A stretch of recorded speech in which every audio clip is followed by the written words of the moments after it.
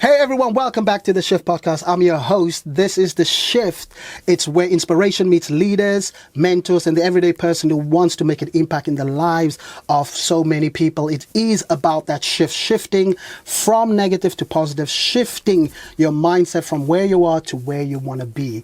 And this week on the show, I have the amazing Kelly with me on the show. So without further ado, welcome, Kelly. Welcome. Hello. I'm so excited to be here. It's great having you. I mean, our conversation has been, when I heard about you, which we will share more about how we know each other.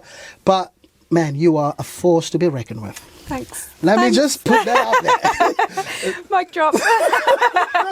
Exactly. So we have the signature question on the podcast about what does the shift mean to you, and how important do you think is a shift? You've done many shifts in your lives, and there's people listening as well. Maybe that you're going through a shift right now, but why is it so important? And what do you think? What does the shift mean to you? Do you know what, Ricardo? I love a shift. I love a shift. For me, it's like a different level in life. Like, I see everything as a game, and like a shift for me is like when you get to that next level, like who are you bringing? Like I go through multiple shifts this year, and every single space, it's just like, right, okay, what am I letting go of? What am I bringing to this version of myself? Like, what's changing? What action am I taking? And it's just every time it like happens, it's just another chance to reset yourself and just go, who am I? What do I stand for now? What's working? What's not in my life? And how do I keep going throughout the shifts? Okay. Love it. I love it. Is it? Give me a shift any day. Oh. Yeah. So how did that start for you then? See that we're in the conversation anyway. Yeah. How did it start for you? Because like for me, I think differently in terms of that. Like, I love people who think like that, because you're like, to me, that would be like, what is the shift for me? Do you know what I mean? Yeah. So were you always a thinker like that? Or how did that evolve? No, I wasn't. I was actually, so for a long time in my life, I had a really tough, about the age of 11, like I had a really tough upbringing from about that age, which is like developmental years, things like that, which obviously like you're just learning about yourself. And I got to the age of about 19, and I literally had like a complete mental breakdown on a train station platform. And up until that point, I had never been in the personal development realm. I'll never experience like shifts in my life. They were always negative. I'd never really thought about like, who am I in these moments? And that was a huge shift for me, because it just changed everything, because I was like, I've got a choice right now. I either continue living the life that I've lived, or I decide to come out of it, and I decide to do something different. And it was almost like I didn't realize it at the time, but it's almost that mindset and mentality I had in that moment I've taken throughout the rest of my life. Because then when everything changes in my life, I'm like, what decisions are you making differently now? Who are you leveling up to now? Are you staying back here, or are you going this way? And like every level is requiring a different version of me. So I'm like, right, what am I going to do now? Wow. Yeah. I could pick up when you answered that question, that it's almost like when an awakening, an awakening for you, because the way you answer that question, I was like wow, there was a real shift there that propelled you to talk. That's why I was asking you, like, hey, has it always been? Because sometimes we have good role models that parents or uncles or family, they showed us what to do, and there are many of them. Most leaders that I've served with, they taught me what not to do. And so when you find that person who can actually, in a positive way, say, this is how you shift, because this is how I live with shift, and this is what I do in this shift, and this is what I do, and then in 6 months' time there'll be another shift, and so I'll prepare for that shift. I never thought like that, but now as a coach, you're like, wow. Like when you shared it, I was like, whoa, I believe you. Yeah. You know what I mean? I believe you. It's not just read in so-and-so said this, and therefore you can learn from those things as well. But I believed you. But do you know what? It's crazy as well, because like what you just said about having role models, like that's amazing. But I was learning more not what to do. So same thing. Yeah. But there wasn't a space where I all of a sudden went, I'm just going to look up to this person. It was almost in that moment, it was like, I've got to look up to a future version of me. Okay. So my role model became me, couple of levels, couple of shifts up. you know? And I was like, how would she do this? How would she think about this situation? And on that train platform, like, it literally was the basis of my entire career, because I'd gone through so much stuff, and it was almost, I was just starting my first day at Lloyd's Banking Group, and I dropped out of university, and I was on this train platform. I'd had a lot going on the night before with different things and different people in my life, and I couldn't get on the train. Every time the door, I get emotional when I say it, every time the door opened, I just couldn't get on.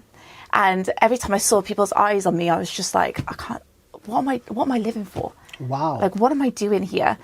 And I stepped back from the train platform, like paced up and down the train platform for a while, and I was like, right, come on, Cal, you've got to do this. Like, what's happening to you right now? Doors opened, went to get on again, and I couldn't get on. And I remember I did it about 3 times, and I remember just thinking, like, what am I doing here, you know? And also, it was almost just like, it's like I just cracked open, you know what I mean? I just cracked, and I was like, I got 2 choices. I don't do this, and like I just leave it here, and this is my life done. Or like I make a different decision and I do something different. And obviously, like, I'm so glad I did, because here I am. But that was the basis of, you know, everything that I did, and the things that I teach these days with confidence and leadership. It comes from that moment, because I had to lead myself in that moment, you know. I get it now. I do get it. Yeah. So, you know, when you're the 3 paces you did, what was it that kind of like, because you asked yourself that question, you know, why, what, you know, what am I doing, you know? What happened for you then that shifted that to be like, I'm going to get on? Did you get on the train? No, I didn't get on the train. When I was shifting, I was kind of thinking to myself, like, this has got to be for something. I have to have gone through all of this for something. Okay. This is not just me, like, this is bigger than me, you know. Like, what can I take from these experiences that maybe are going to help me later on? And I had no idea at that point, you know. I'm just this young 19-year-old girl on a train platform, but I was just walking up and down, pacing. I was, you know, this has got to mean more. I've got to use this in some way. Like, I've got to do something with this.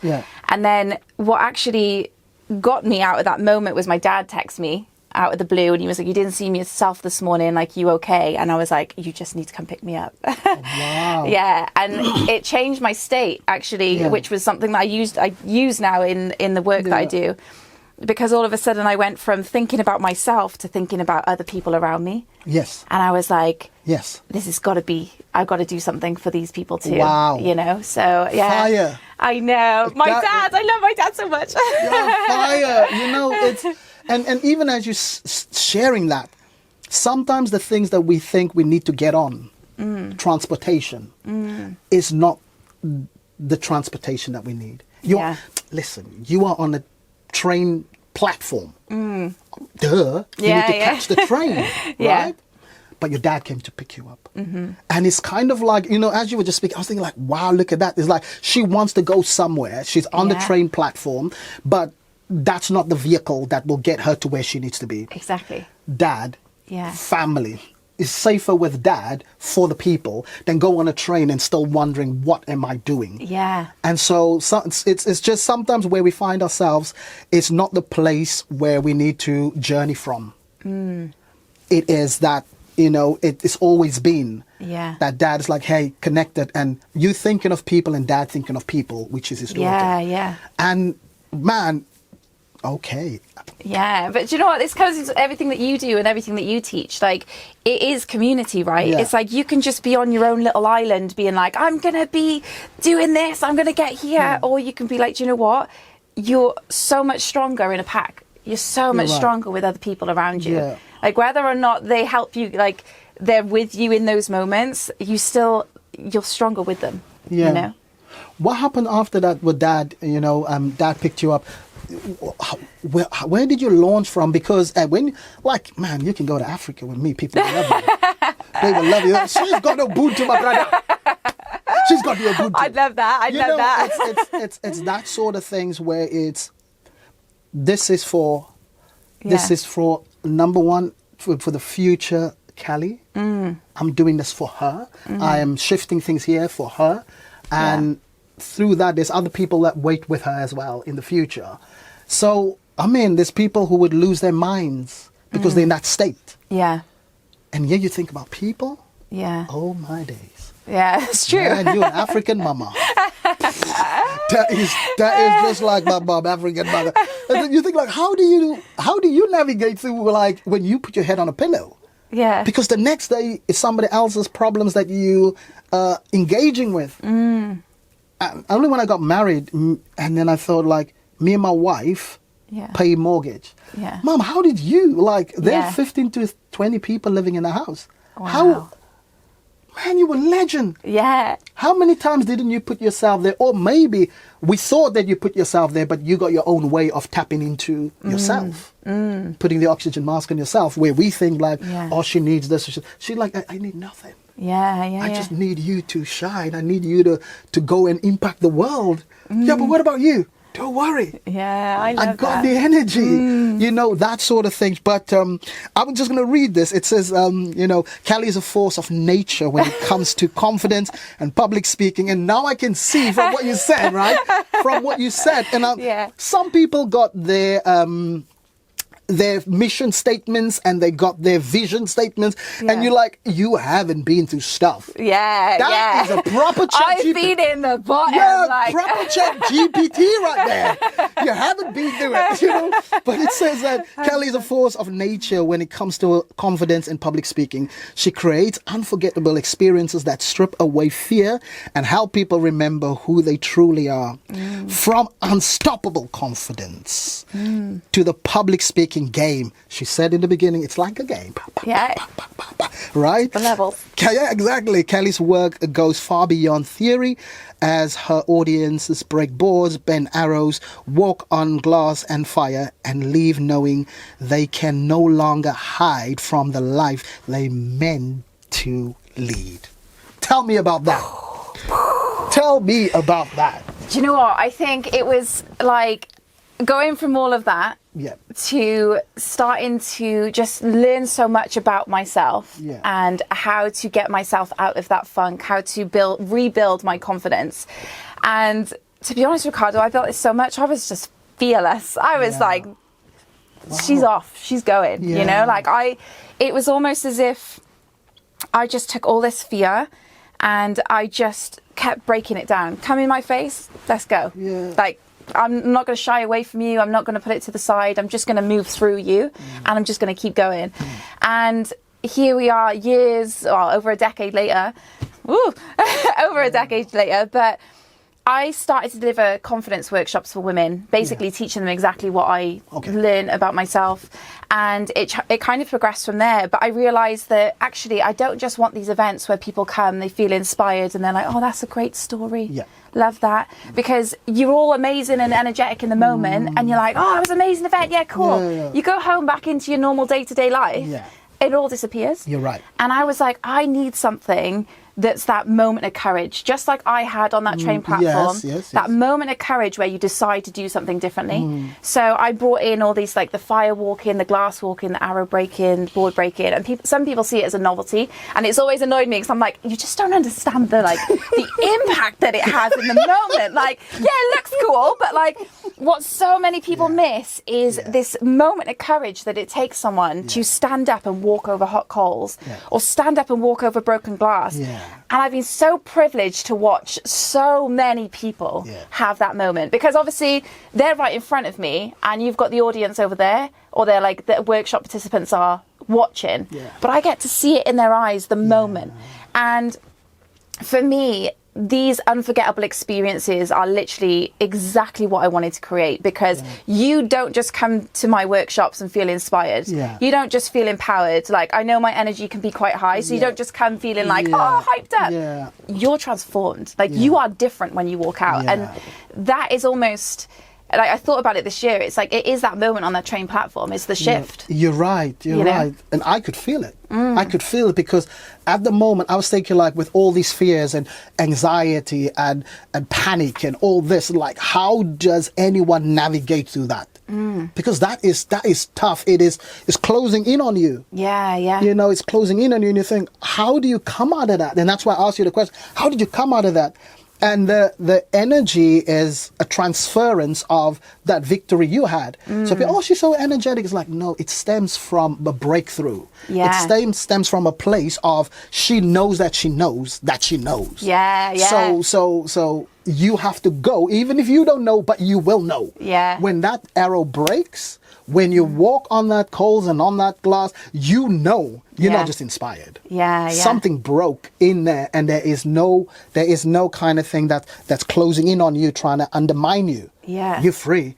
Those people are still having nice meals there. Ooh, well done. Yeah. Like, your clapping is, what is the clapping for? Is the clapping that's breakthrough? Is it clapping is like, wow, there's a breakthrough here. Yeah. And it's not just, and it stems from that place of pain that gives birth to purpose, you know, for you. And it's just fascinating that hearing your story, and I'm thinking, because sometimes people just look at us, oh, high energy people, good, that's fire.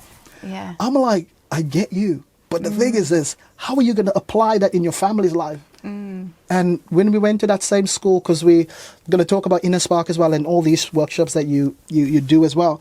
But the school me and you went to, New Bridge, is one of the schools of many that understood the power of Ubuntu. That even now on social media, they still talk about, Ubuntu. And I'm like, what did you do? Well, you can't just say Ubuntu. Yeah. Give me the story that's connected to it and how you actually applied yourself. Yeah. Don't just say Ubuntu, because that thing came through pain. Yeah. And you know what I mean? Like, people like, just walk, I made it. It's like, really? What did you conquer? Yeah. Because I didn't know I could do it. I did it. Yeah, but let's go deeper. Like, what? Exactly. Who are you going to call after this? My dad called me. You know, like, there's a connection there. It's not just talk, man. It's not just, there's words that's experiential, is connected to something bigger. And that's why we can go further in terms of taking people. Yeah. We can't take them where we haven't been. No, exactly. And I think like that's been a big thing. Like you probably get it as well, because it's just like, oh, you're so high energy, and like you must have had such a beautiful, great life. You're so full of joy.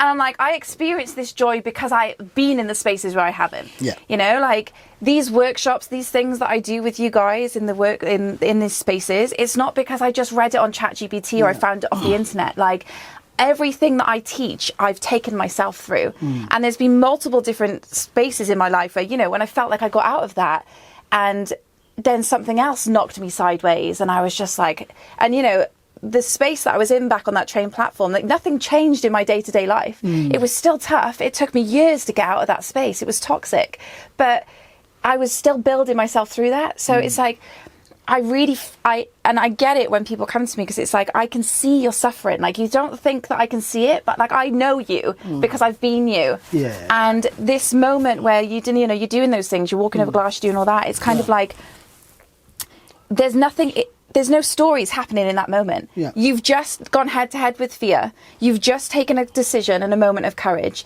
And whilst you're doing that thing, nothing else matters except you. Yeah. And then when you come out on the other side, you tell yourself something different. You're right. You know, and I also think it comes back to the community as well, because, you know, I can do that in a room with one person. Yeah, okay, cool. I do that in a room like with like hundreds of people or like 50 people. The community vibe, the celebration that you get afterwards, where you just like, I just transformed myself, and then everyone comes in, they clap, they hug you, like that is then what anchors everything in. Yeah, the people that you've got around you. You're right. You know? Yeah, it's not just motivation, like you said. Something deeper. Yeah, and every day we relive that platform moment and say, wow, how far I've come.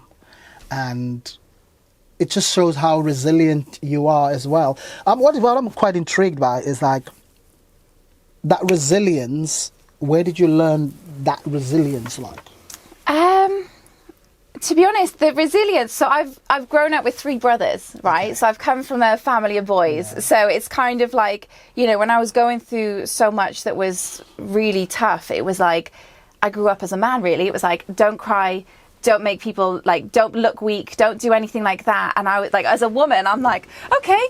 I know it's a natural thing for everyone to do. So I was just like, right. So I grew up with that mentality, to not do that. But the only thing that the issue is that like there was a point then where on that train platform everything crumbled because it's not a sustainable way. Like so, man or woman, if you're in that mentality, just know that you can't continue like that because something's going to break. You know, but I think the resilience was just, you know, everything that happened after that moment was like, I've been through worse than this. Yeah. There's other people that have gone through worse than me. Do you know what I mean? Perspective. Like, yeah, the perspective was huge. And it's realizing, like, you know, I know when you can say to someone, like, if they're going through something, oh, there's a lot of people out there that are going through worse than you, it doesn't hit. But when you're saying it to yourself, you're like, do you know what? This is tough. I'm going to have compassion for myself in this moment.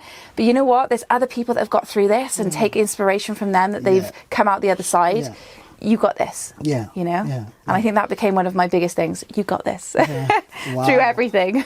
Wow, that's fantastic. Wow. And we take into all of that. So with Inner Spark, for some of you who don't know about Inner Spark, is it's a organization that helps young people thrive, and we want to reach 1 million young people by the year 2030, and this is fully funded for schools and colleges, and we have amazing facilitators, isn't it? Amazing facilitators, people with different stories going into school, and tell us about like your experience at Inner Spark and how you're helping young people, and maybe if you've got a story. Yeah, so my workshops in schools with Inner Spark are called the public speaking game. So if you hadn't noticed by now, everything in my life, I'm like, it's a game, it's a game. If I can reach the next level, I'm going to be okay. You know, I'm like, no, this is a boss battle. I've got this one. It's good. So I actually, a lot of my confidence was built in the public speaking realm. Yeah. So at this point, I've delivered over 800 workshops and talks in my career, which is, you know, it's taught me so much about resilience as well, because, you know, it's one of those fears that people fear the most, you know, public speaking. Yeah. And I have literally every single thing that you could think of probably that you could do wrong on stage, I've done wrong on stage. And I share this in the workshops in the schools. It's just like, and out of everything, I'm just like, well, I didn't die. You know what I mean? I would have embarrassed myself, but I didn't die. Like, and the game continues. Yeah, next level, please. Let's go. So yeah, and it was over the years of building that it was just like, right, okay, I'm one of these people, I love to learn things, but in a joyful way. Yeah. And public speaking was one of those things when I learned it, which was like, oh no, do not give me another PowerPoint. I cannot do this. Don't just throw me up on stage because I cannot do that either. Like terrified. Yeah. So I thought, how can I take something that's so boring and make it fun? But it's not just about public speaking, it's about the confidence, it's about the fear, it's all about the other things that you can take from public speaking and use in your own life. So the opportunity with Inner Spark to go into schools, the kids or students are at such a beautiful age to learn this kind of stuff and, you know, transfer those skills, not just in public speaking, but in their own lives as well. Right. And yeah, so I've made it a game. It's very entertaining to be in, but you also learn a lot. And it's also pushing yourself outside your comfort zone where you don't even realize you're doing it, you know? And especially in the school space where, like, you know, it's not cool to, it's not cool to do that. Oh, no. Who's this weirdo at the front? It's not cool. But it's such a beautiful way. Like at the end, I get them on some of the students on stages, like delivering, and you can see that moment of courage. You can see them facing the fear. You can see them build their confidence, and it's been so beautiful to watch. But it's also, I love working with kids. I love working with students. I just think it's, you know, they're the next generation of leaders, right? If you can help them, if you can support them, they're going to go on to just be way better than what some of us had. Exactly. But that's the thing, is like when you've been you know, like the book that I'm writing, all these mentors in my life, different facets, comes out. So you will hear me talk about my mom. You'll hear talk about, say, Juven or Brandon, all these guys. Those were the guys that literally showed me, and I went on further than them, and they cheering me on because it's like, we're excited to see who's going to be the next batch that you're going to lead to get to where they need to go.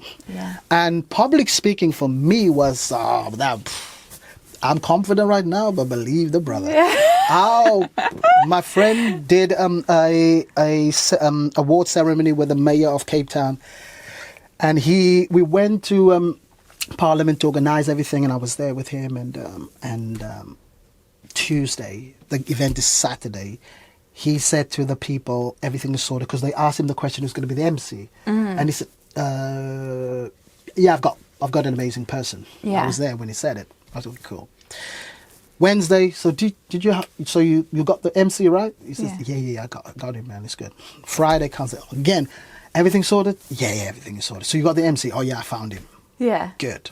Saturday picks me up. We get to Parliament, Cape Town, and he's like, "Oh, there's a clipboard in the back." And I said, "Okay, yeah. What is it? What is it you want to know about the clipboard?" He said, "No, just see if everything is cool. Typing errors and everything. And I'll be reading this, and I'll be like, it's cool." And 20 minutes before we got to the gates, he said, "Do you want to know who the MC is?" I said, "Yeah, who is it?" He said, "You." Oh. I said, "No way." No way. How can you do? How many times? Yeah. Didn't I ask you in the week? Yeah. You said he said, "Yeah, but he didn't lie." Yeah. I got him. And Kelly, I went into the toilet and I was like throwing up. Yeah, I was like, yeah. Is there any way? Just shut the electricity off. Do Yeah. something. Something's got to change. Yeah. And I'm there. And then I just plucked the courage, whatever courage it might be, I don't know. Yeah. French consulate, all these people, and it's a live event. Oh, wow. And I'm there, and I'm going through the clipboard, and I'm just letting it allow to flow. Mm-hmm. Different people coming up, flow.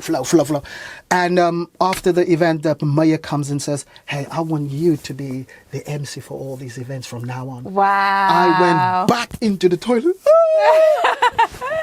I was like, Wow. how? Yeah. In a moment of fear.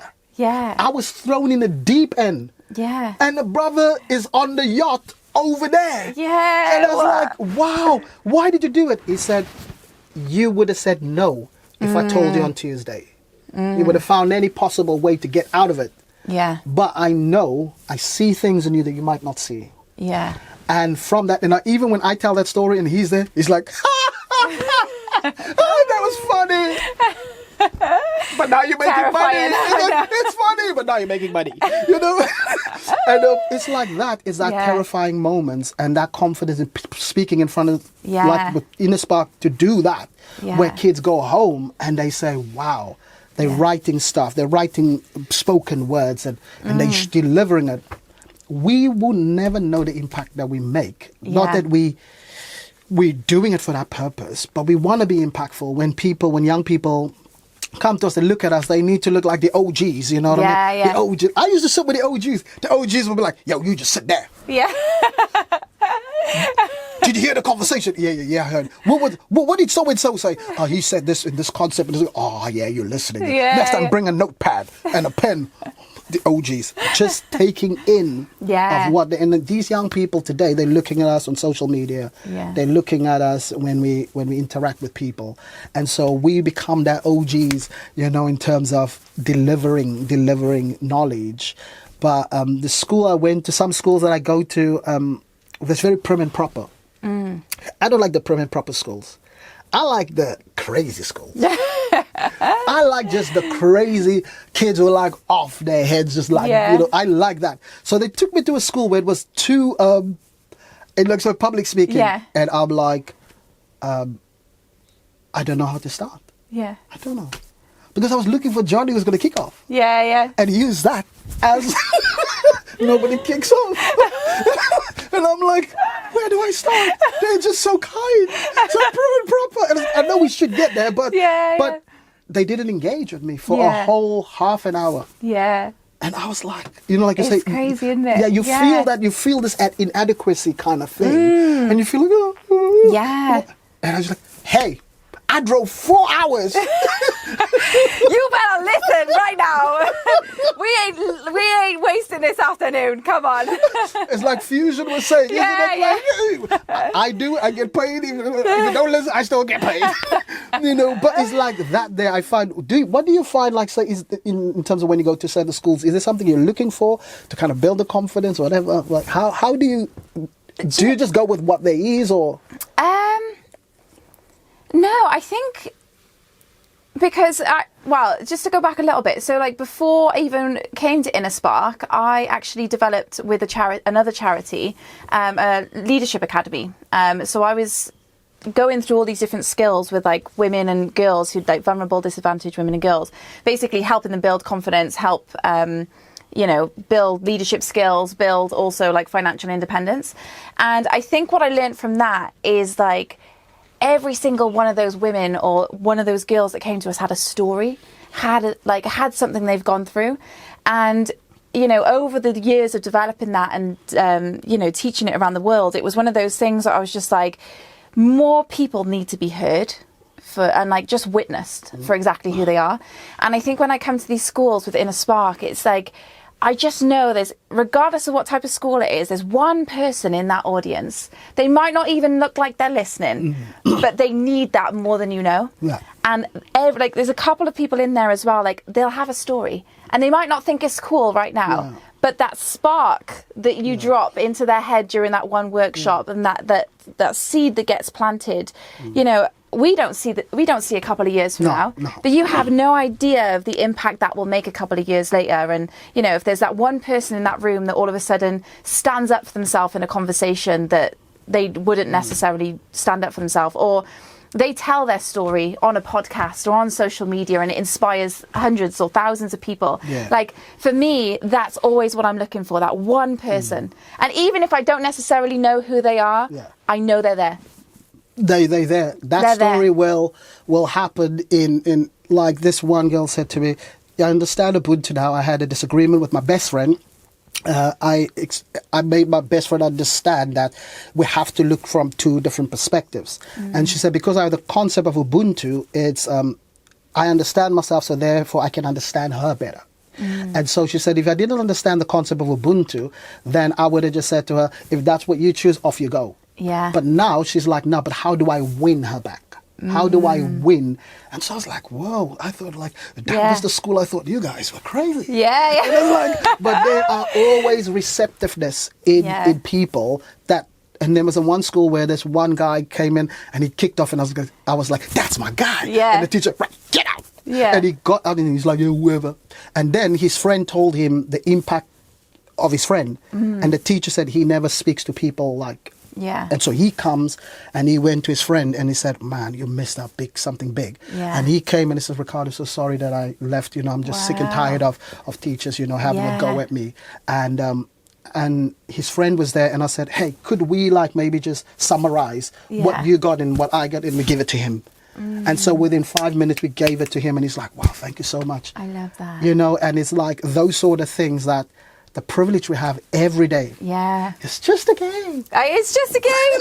It's just a game. That's all. Like, guys, this is not a workshop that I'm going to speak at you for like an hour. It's a game. And they're like, yeah! Let's go!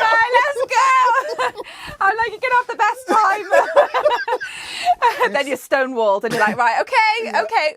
Let me bring this back. Yeah, and then even with that, like, I think in the beginning, I think with schools, because they're so challenging as a public speaker, because you do get stonewalled so much because they're like, oh, it's not cool. Yeah. But actually, like, over the years, I've built my skills so much that now I just see it as I haven't connected with them enough yet for them to trust me. Yeah.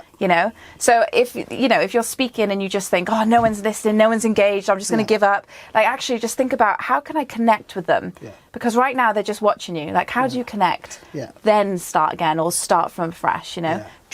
Drop whatever you were supposed to say and just connect. And connect. Yeah. I got lots of stories in the presentation. And it's kind of like letting them see that how you show up. And I always laugh when I say to them, like, your Christmas presents, or whether you're Muslim and you get like your Eid and you get presents. In this room, how many of you, if I calculate all of the gifts and the money that your parents or guardians give to you, it will always outweigh what you give to them. Yeah. Anyway. And so you know why? Because you lot are broke. I'm not broke. I said, you're not. No, okay. Tell me where you get the money from. Oh, Nan. Yeah, that's what I mean. You're broke. But then I say, but how because you can never outgive them. Yeah. They will always outgive us in terms of money because they didn't give their best to us. What you could do is why does she still need to wake you up 5-6 times in the morning to get to school? Yeah. How about you set your alarm and you, before dad gets in, you're already up. Yeah. So you set their day in the tone for them as well. That's Ubuntu. And so when you do that, you set them up to win. Yeah. I am because we are. I So love that. they're like, yeah, I can do that. And many parents were saying to some of the kids, bloody hell, why are you up early? What do you want? Who is this? Who's this? I said, no, it's Ubuntu. Yeah. Mom, it's Ubuntu. Oh, and it's that sort of things where bringing the best out of people is like, you got a part to play. Yeah. And so when we develop these young people, we're not saying everybody needs to do one particular thing, but just find what you can do and how can you impart that into society and just show up in that way. Yeah, because even with that, like, you know, when I go in with the public speaking game, it's, you know, people think public speaking is standing up the front doing what like we do. But public speaking is like standing up for yourself in a conversation when there's people around, you know, it's having the courage to put your hand up in a classroom and answer a question. It's, you know, showing up on social media. You know, so many people these days use social media as something to help them, you know, whether they want to be influencers, whether they want to help it with their brand, their businesses. It's just like all of that. You know, social media is just an online stage. You can't see the audience, but it's still a stage. Yeah. You know, so it's helping people understand as well, like, what does it mean for Ubuntu? Do you know what I mean? What does it mean for public speaking? It's not just what you think it is. Yeah. You know, it's everything else as well. It's everything else. And yeah, that's good in terms of how you open that up. And that's exactly what I'm saying. Is like, you are, and I said to them, listen, Charlie can't be here to knight all of you, but I can. Yeah. You know, agents Yeah, of Ubuntu, because I want you to walk in it. Now that you understand that you're a public speaker, you go into that public, you impact that. And so therefore, you know, you bring the compassion and empathy and understanding and belonging and unity and all that stuff. You bring it into the space. You let them know that this is how I show up for you. This is how I show up for your mom. This is how I show up for your dad. This is how I show up for your grandmother. That is the intergenerational coming together, where the grandmother doesn't say, you guys got it so easy. And he's like, oh, you're so old. And so therefore, it's kind of like there's nothing happening. But if none, what principles do you want to teach me through that? Because we're not working in the mind anymore. We are in a different space. But what principle do you feel like you want to teach me? Yeah. And then I put it in my model and journey through that. And so it's the principles. Don't just shut people down because you don't understand them. Yeah. One girl said to me, she said, if my parents can only listen more, we will have more conversations and less lectures. If they can just listen to, because they say it's a rebellious phase. It's not a rebellious phase. It's just we communicate differently and you don't like that. Yeah. Yeah. Oh, my days. Oh. My days. I said, I'll come home for Christmas. I was like, but that is it with young people saying, yeah, it's okay to disagree, but it's like in what publicly to your mom and your dad, it's not public now. Yeah. What are you bringing in? Do you bring understanding? Yeah. Or is it just you want what you got, you know? And so where to from here? How can people get connected with you, and how can you spark their lives? Well, Instagram, TikTok, LinkedIn are all the vibes for me. But yeah, like literally, I've got an accelerator at the moment, speaker game. Obviously, it's a game. Speaker game accelerator, which is basically helping people show up on social media.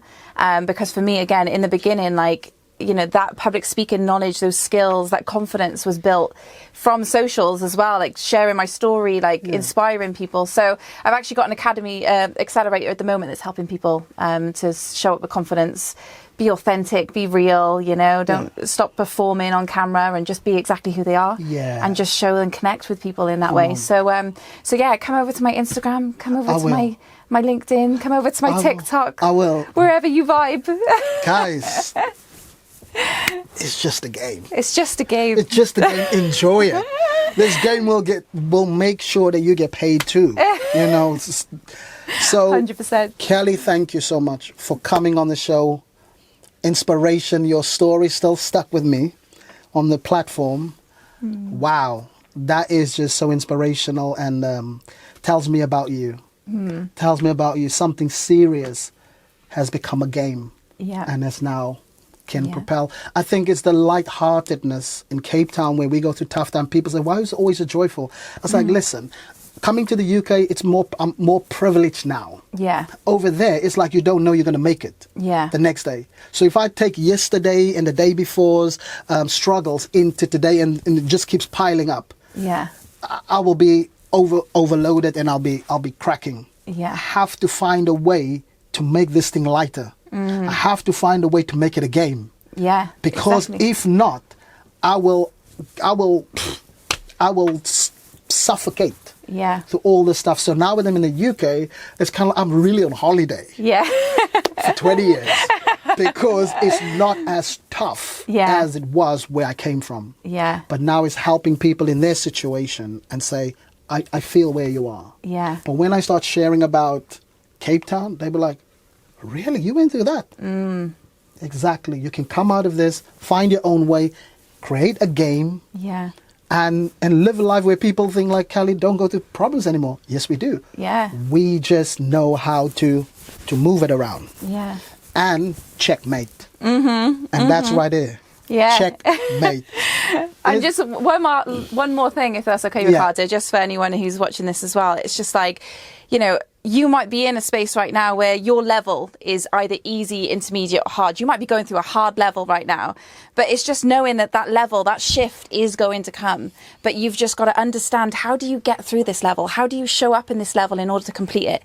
And when you do get to the other side, when you do shift, celebrate the hell out of yourself for that. Come on. You know? Come on. Celebrate the hell out of yourself. That's the encouragement, because that was the last question that we always ask. Is there anything that you want to give to somebody to help them shift their mindset? Yeah. She jumped ahead of myself because she understands the game.